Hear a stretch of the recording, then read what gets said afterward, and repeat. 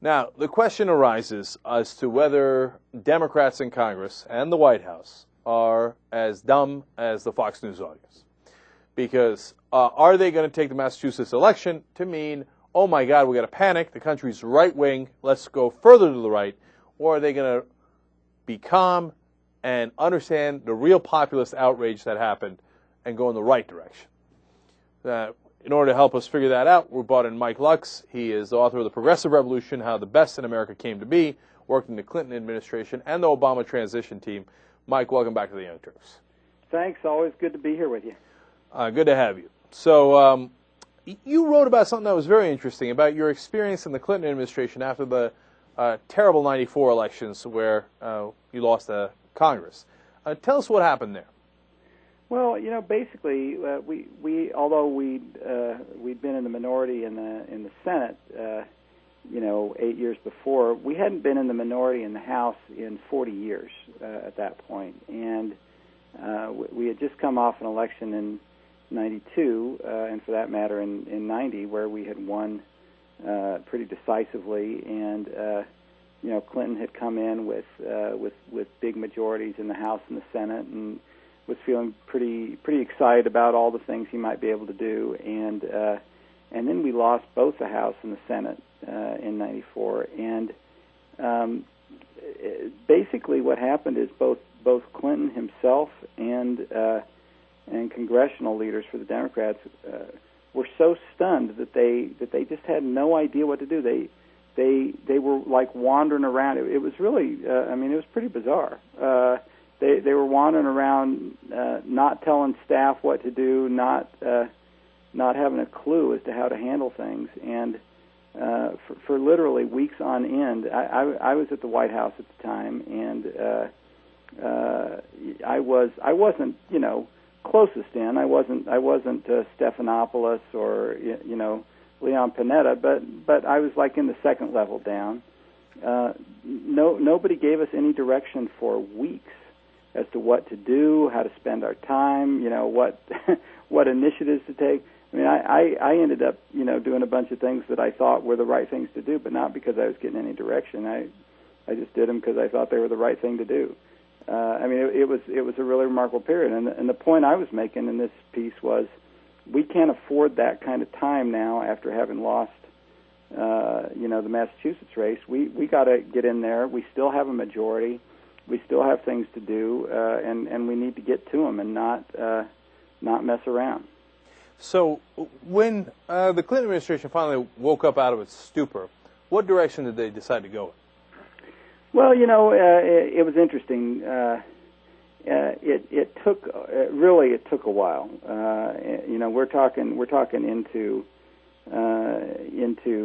January, February, March. We were just kind of reactive to everything Gingrich was doing, and when we finally got ourselves together, two things happened simultaneously. One of them was good, and one of them was bad. One was that Clinton. The bad thing was that Clinton brought in Mark Penn and Dick Morris, who were a team, and decided they couldn't afford to do big new initiatives, so they try to play small ball, and do school uniforms and stuff like that.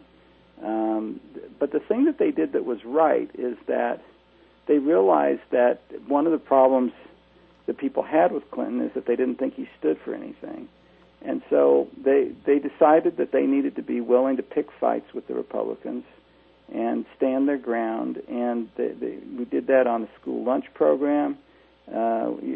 We did that on Head Start, and then we did it on the budget. That summer we had those big blowout fights where the Republicans basically tried to shut government down, and when we stood our ground, we actually won the day, and it reestablished Clinton, and it really set him up for winning re-election. So that strategy was a really good strategy. As I read about the Mark Penn, Dick Morris partnership, and it reminded me of that. I every once in a while we'll get somebody saying, "Oh, maybe Hillary should have won the primaries. We would have been better off." Ah, the idea of Mark Penn at the back of the White House. If you thought Rahm Emanuel was bad, wait till you get a load of Mark Penn. Oh, yeah. Mark Penn is one of the worst people in American politics in either party. He's just a bad guy. All right, well, you're not unclear about your feelings about Mark Penn. All right, and we're talking to Mike Lux. He's the author of The Progressive Revolution, How the Best in America Came to Be. Mike, so let's talk about today. Having learned those lessons, what do you think the Democratic Party should do now, whether it's health care, financial regulation, et cetera, in reaction to the Massachusetts election? Well, I think the lesson we need to learn from that is that we do need to stand our ground and be tough. I tell you the other thing, we need to show people that we can deliver. We're still in charge. The big difference between now and then is that the Republicans actually took over Congress, so there was limited amount of things that Clinton could do. But we're still in charge, and we still have to deliver on this change we kept promising people in the 2008 election. So, I think we need to get a decent health care bill passed, and I've written about how I think we ought to be doing that. And I think, the other thing we got to do is we got to take on these damn banks. Everybody knows it's the banks that screwed things up, and we got to take them on, and we got to take them on aggressively. And I hope that the Obama administration is going to do that. Mike, why are you convinced that the message that comes out of the Massachusetts election is to be more populist rather than more right-wing? Because, Chris Matthews had Howard Dean on his program and badgered him, saying, look, the Republican won, the Republican won, the Republican won. And, of course, many Democratic senators are saying the same thing. Now we got Bill Nelson today coming out and saying that Obama listened to the left wing too much. Why are you so convinced that that's not the case and that the real lesson to get out of Massachusetts is more of a populist message? Well, the main reason I'm convinced is this: there were two problems in Massachusetts. If you look at the data, there were two problems. One problem was we just got shellacked among working class voters, including union voters who generally vote for Democrats between 60 and 70%. We actually lost among union members in that election, which is just a stunning thing for a Democrat. The reason that we're losing among working class voters, including union members, is because we're not taking on the big guys. We promised change. We promised to get rid of special interest rule in Washington, and we're not delivering on it. And those working class voters who are swing voters know that. Second thing you notice in the election data is the abysmal numbers among Democratic base voters in terms of their turnout. I mean, we still won those groups of voters. We won young people 3-2. We won unmarried women 3-2. We won all those groups of voters, but the turnout numbers sucked. I mean, they were just incredibly bad. Young people voted at only a 15% rate. In the election, in the 2008 election, they voted at 50%. I mean, that's 35% difference. Jesus. Now, you expect some difference in an off-year election, but 35%, less than a third. Unmarried women, they were 22% of the electorate in 2008. They were less than 18% this time. I mean, these numbers are abysmal. So my view is that the only way you get base voters back and swing voters is that you take on the big guys and you deliver the change. And that's not something that voters perceive that we've done. So, Mike, you make a great point. Well, I think it's a great point because it's the point I keep making over and over. It's not like we lost Congress. We've got 59 senators. Bush and Cheney never had anything close to 59 senators. And we have overwhelming majorities in the House. If we wanted to get things done, we clearly could. So that leads to the question of, are we going to? Now, I know where you stand. You know where I stand on which direction we should go. But that doesn't mean that we're going to head that way. Can you read a little bit of the tea leaves here and see which direction the White House and Congress are going in right now? Well, I see some things that make me real nervous and some things that make me more optimistic. And I don't think it's a settled issue yet at all. I think that it could go either way. In the days immediately following the elections, I felt nothing from panic coming from the Democrats in Congress. I mean, they just wanted to fold their tent, move to the right, not do a damn thing. I mean, it was really ridiculous. But as the days sort of went by, people kind of settled down. The first day after we lost the election, even Obama was saying, well, maybe we should just give up on health care and settle for something much smaller.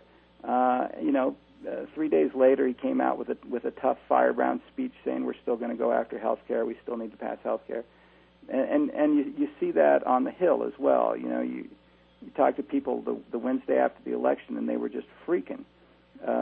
Talk to people 3 days later. It's like, well, I know we have to stand for something. I know we have to deliver something. So I think some of this is just going to take time to settle out, and it's also going to take some serious arm twisting of all these weak-kneed Democrats who just want to move to the right. The White House and Pelosi are really going to have to push. Mike, there's this great irony of moving to the right, because if you move to the right, these days, right-wing America, especially when it comes to the senators and the House of Representatives, is moving more towards giving into the corporations. They're the defenders of corporate America and multinational corporations. So if you move further right, you're going to appease the establishment and the bankers, et cetera, even more. Well, how can anyone possibly make the argument that that's the right direction to go? I mean, do they not see that, or do they see it? And I'm sorry, let me ask a more direct question. Do they not see that, or do they see it, and guys like Evan Bayh think, fantastic, I'm going to take advantage, because I already represent corporate America. I'll use this as an excuse for selling out to corporate America even more. Well, I don't think there's any doubt that some of these guys, that's where they're coming from. So you start with that. I think part of the problem is, and the biggest part of the problem is, that people in Washington tend to forget what left, right, and center actually mean.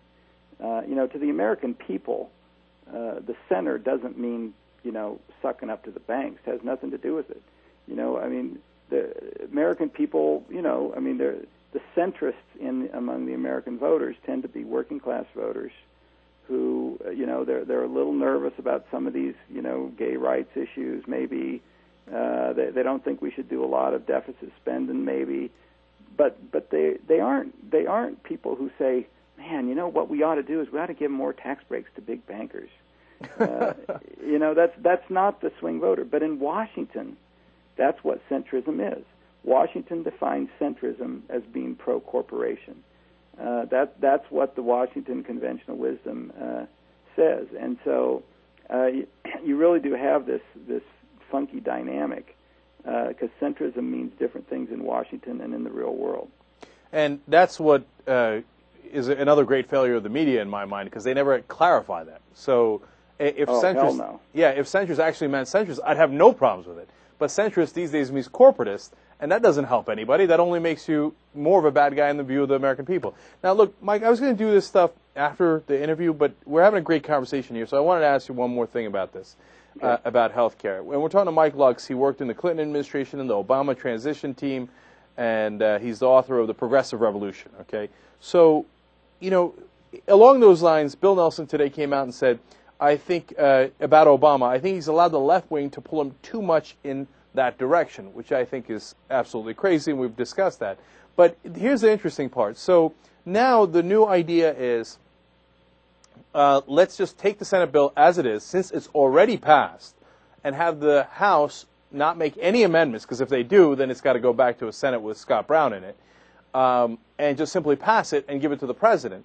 Now, why would the progressives want to do that? Well, they get a promise of, we promise right afterwards we'll come back and do reconciliation with some of the things that you like in the bill.